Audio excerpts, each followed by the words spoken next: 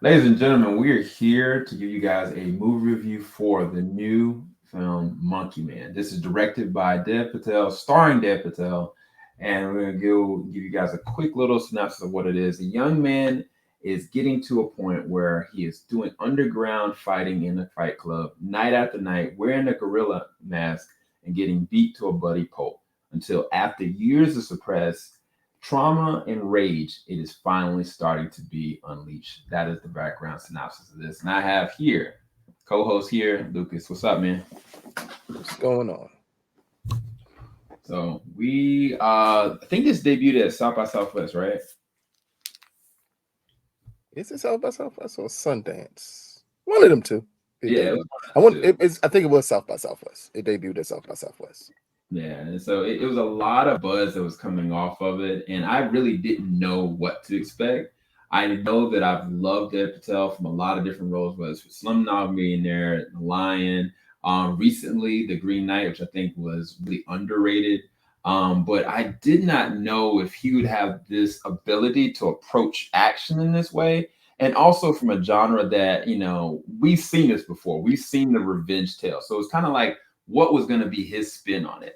Me personally, I thought that this was insane. He took a lot of risks, not just with his body, but certain aspects of the film that are very specific to culture, very specific to spiritual aspects, and also a subset of people that I was really surprised that he took certain liberties there while also doing a really good job with great choreography as far as the fighting and elevating the action on every moment. And so I don't know, Lucas, what was your thoughts for this movie?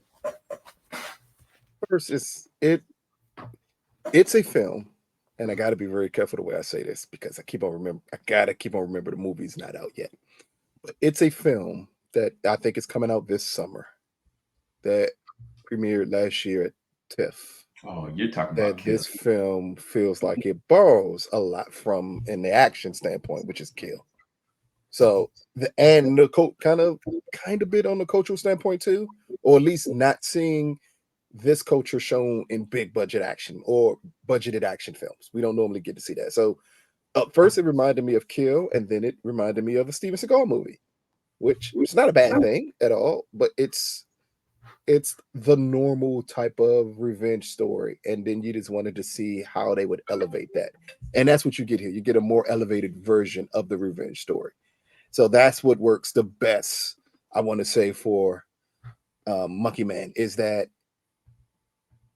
at no point in time do you actually think you're just watching a revenge story.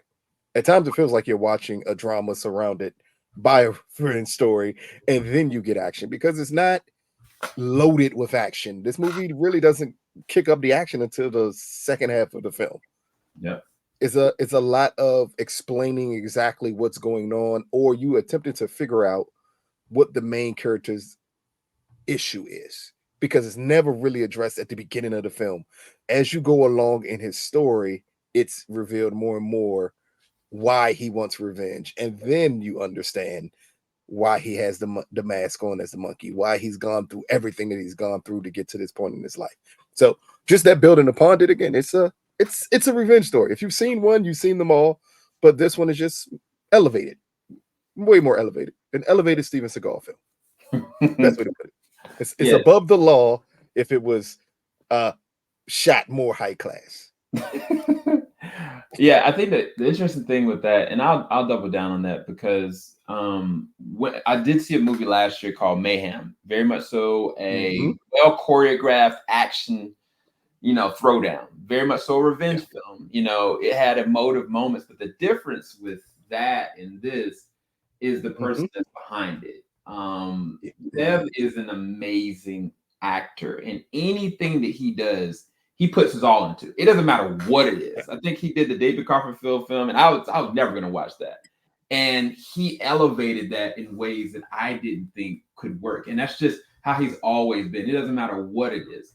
And I think that his attempts to do this as a director and an actor, you can feel it. There are moments where you're starting to unravel certain pieces of him, but you still are getting this understanding that he's not completely whole. And as the Yeah. story starts to progress. Even though there are certain moments where the pacing was a little off, it still allowed these interesting beats that I haven't kind of seen before in an approachable story like this. And I think that he makes some very bold decisions. You'll understand when you see it. I don't want to reveal too much, but I think his approaches to the story and his approaches to the character specifically, it makes you understand it's not just a revenge story. There's something deeper on the back end, because what's happening on a cultural level is, I don't want to spoil it, it's taken from certain things in history and certain moments. And if you really watching this, not just for the action, you might get something deep from this. And I think that this is all him. Like, I mean, he's an amazing actor, and I'm just surprised as far as the stunt work and the action in this. I did not think that he had that capability in him. And then I was listening to some of the behind the scenes, like he broke his hand, he broke his foot, he had to have a screw in his hand. I think he cracked a rib. Like I think he messed up his eye socket. And I think that they were limited on time. And then there was a lot of situations where the elements of like climate was having problems. And so they had to shoot back to back to back to back to back, because in a second, anything could change. And so I'm just in awe of how he just devoted himself to this. And I think as a first official big film, like this is a great start. And I think Jordan Peele also with Monkey Paw kind of came in, because I think that the initial distribution for this, I think was supposed to be streaming. And then he was like, oh, okay, I think that we can make this like on a wide scale on the big screen. And so for that all to happen, the story behind Monkey Man is just as engaging while you're watching it as what you actually find out on the back end. But as far as the choreography and the action, Lucas, did you have any thoughts on that, or his approaches to any of the action scenes? Well, again, it to me, it's very reminiscent of John Wick without guns. That's the best way to put it. It's but again, that's what reminds me the most of Kill. It was the same exact thing. It's big action scenes that are choreographed to the T, and they work well. Like I don't think it's something that overly sticks out, and maybe it doesn't overly stick out to me because of the fact that I've seen a movie that is amps it up a little bit more, that is in this same type of wheelhouse. But here you do get a solid action movie. Again, it's nothing to take away from the work that Dev does in this film. It's just that I don't necessarily know how audiences are going to feel about it. Me personally, I thought the action at times was a tad bit slow, but I thought that was the purpose of building it up. Right. The pacing wasn't the best, especially in the first half of this film. But when you get to the true action beats, and that's in the third act of the film, it is nonstop relentless. And that's what you kind of hope when you're watching. When you get to that point, you kind of wished it was like that majority of the film, because it would have been a different type of experience here.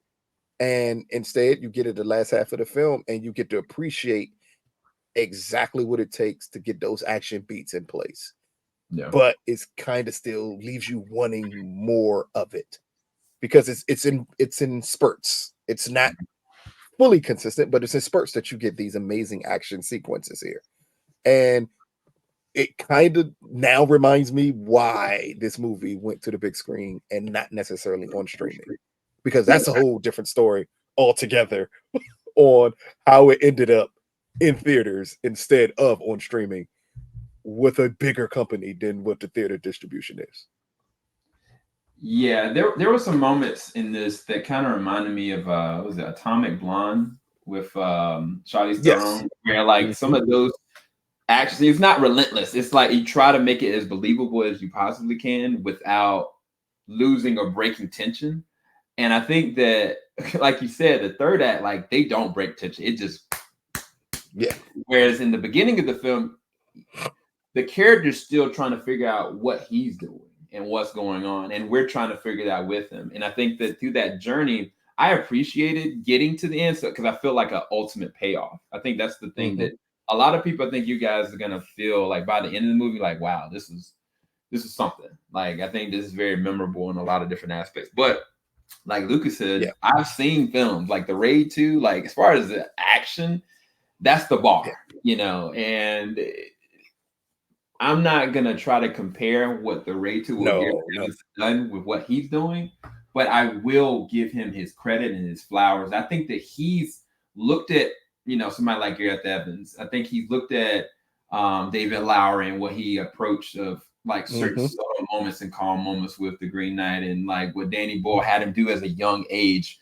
with certain imagery and shots from a cultural standpoint. I think that these bold choices are coming from people that he loves, and you can feel it in the film. And I think because of that, I think you're gonna have a really good experience. But to kind of level it out, I really enjoyed this film. Like I was immediately out of it. I was just sized. And it's kind of stuck with me. I absolutely would love to see it again. I think it'd be interesting to see if it's got a lot of repeat value. I don't really know. For me as an action fan, I definitely would want to watch this again and again. But I think it's something that you guys would appreciate. But rating for me from A to F, this is a solid A minus for me, or B plus. I really had a lot of fun with it. I was not just entertained. Like there's certain parts of the film that I wish I could talk about here. Again, there's a Mm-hmm. certain group of people that they allow to really shine that I think in a lot of different movies don't. From a cultural standpoint, certain subsets of hierarchy and how people are treated and how certain things happen, they Mm-hmm. really touch on that and they hone in on it. And I don't want to spoil it here, but I appreciated this movie putting that in there. Again, it feels like a revenge film, but sometimes it doesn't, and I like that. But yeah, what was your final thoughts, Lucas, and rating? My final rating for it will be B minus. It's to me, it's right in the wheelhouse of Kill. And I know I keep on saying a movie that no one really has seen unless you went to TIFF.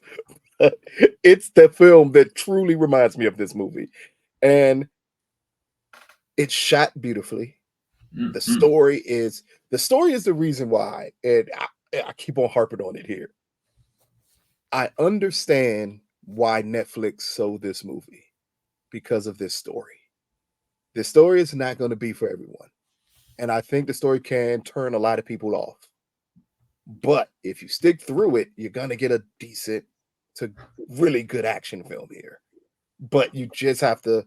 It's just not a story that I think certain sects will want to sit through, and I Mm, think that could possibly hurt the mm, film's overall replay value is because of that. But if you come in this to Monkey Man looking just for the action, you get it in spades. You get it enough to keep you intrigued throughout the entire film. And maybe, and this is the weirder element of it, I try to look at Monkey Man in a bigger picture. mhm. It's been rumors that Dav is possibly up for a very, very big role, playing a very known character. That it's been talks about them switching that known character ethnicity to something else. And this could be that type of film that makes possibly the people who are going to make that film look at this and say, yeah, he can pull that off with no problem. I think this is the audition tape for a lot of roles that's going to come his way because of this film. Because this film shows that he can actually do the action star role and Yeah. he can nail it to a T. And that's the most important element here for me. Along with him proving as a director that he can handle a huge scope of a film. While this is a $30 million film, because that's what Netflix paid before they sold it off for it, it's Mhm. not a huge budget, but the scope is it's hard to describe how big the scope is without spoiling exactly Yeah. what you're going to see in this film. But let's just say it's a population of the world that for this scope of this film, it's going to be monumental. Yeah. And that takes a lot from a first time director to be able to pull that off and still give you an action film. Yeah. And that's what he does and does well. Again, so a B minus is not a bad score. It's just the pacing. The pacing at the first half of this film is really not good. But and the story suffers because it's too much exposition at the beginning part of this film of it trying to get you engaged overall in the character. Where if it would have just went smoother through it, tell you the story and then give you his journey, kind of like the Green Knight did, maybe you would get more invested in it. But because of that first half, it's so slow. That's what gets it a B minus. But to get to a B minus with a first half that I don't think is overall enjoyable that much tells you just how amazing the second part of this film is. And it goes beyond the action. We get introduced, as Sam said, we can't talk about it, but it's a certain sect of people that are introduced into this film that, my God, one, I was surprised. Yeah. They actually, again, this is why I know Netflix saw that and said, oh yeah, it's going to be people that, no, this is not going to work for us. And that's what led them to sell us all for a relatively cheap price. And that's how you got it in theaters. And for that alone, I would say check it out in theaters, because this is a rare feat that you'll see a film made strictly for streaming that a huge streaming company had, and they sold it off for pennies on the dollar, and it got into theaters. Yeah, no, I think you ended that perfectly. I mean, I could rant about like some of the cinematography. I thought it was really great as far as action and the camera work. The part we want to talk about, we can't. And I need you to see this, and I need you to understand how monumental it is that is shown in this movie. From their religious standpoint of the people in this film, that sect of people being shown is unbelievable. Yeah, unbelievable that they would do that. It's really big and handle it with care and respect. A lot like of it. That is a key part of it. Is the care and respect it is handled with is absolutely amazing. From when that main person of this sect pops on screen for the first time, it is handled with so much care that it blew me away, because I have not seen a character of this nature respected as well since I saw Jared Leto in Dallas Buyers Club. And that's not giving away that what the characters we're talking about, because they are not the same. But I'm talking about how you handle a different group of people, a sect of people who don't get the respect that they should, that people automatically want to have a visceral reaction to just because of who they are. And when they pop up on screen and you see a director give that character so much respect and nuance to it, it's amazing. And the point that, again, Dev's the first time director, he pulled that off, is amazing. Yeah, because that's really the kickoff to the third act. And they do an interesting training montage. I don't think I've ever seen anything like it. And they use a drum. And that's all I can say without going too much. But I would love to talk about more. But we're going to go and check out, I almost said The Green Knight. Go and check out Monkey Man. It's out and available right now. Go and check it out. Let us know in the comment section below what you think about it. Oh, we also are doing a giveaway. We are giving away Night Swim. We're giving away Night Swim Blu-ray and DVD. It's also got a digital copy as well. And we're going to be featuring that with the t-shirt of the movie Night Swim. So what should we do for the... You know what? This is what we'll do, because it's the easiest way to do this about Night Swim. In the comment of this video, first person that comments that tells us the director and the star of Night Swim, we'll make sure to send you the DVD, Blu-ray, and a t-shirt of the film in celebration of Monkey Man, in a way. Like, it's just because Night Swim is another film, a little film that actually grabbed an audience while it was in theaters, and we're hoping the same thing happens with Monkey Man here. And again, I am not close-minded enough to say that the theater is the be-all, end-all for Monkey Man. This is a smaller budgeted film. I wished everyone could go out and see it in theaters to understand and see the scope of it. But if you can't, it's a Universal film, because that's who picked it up. Yep. It will be on Peacock in 40 days or less, because it's a smaller budgeted film. So any way this film can get an audience is a good thing. And the more people that get to see it, maybe that will open up more discussions about the plight of those people, about Dev as a director, and Dev as possibly 00 something coming up next. And we're gone. Keep it locked. JVS Wingo Stop. Have a good night, guys. Peace. Falling out the top of the skyline. 50 mile radius on my timeline. Ain't nothing on my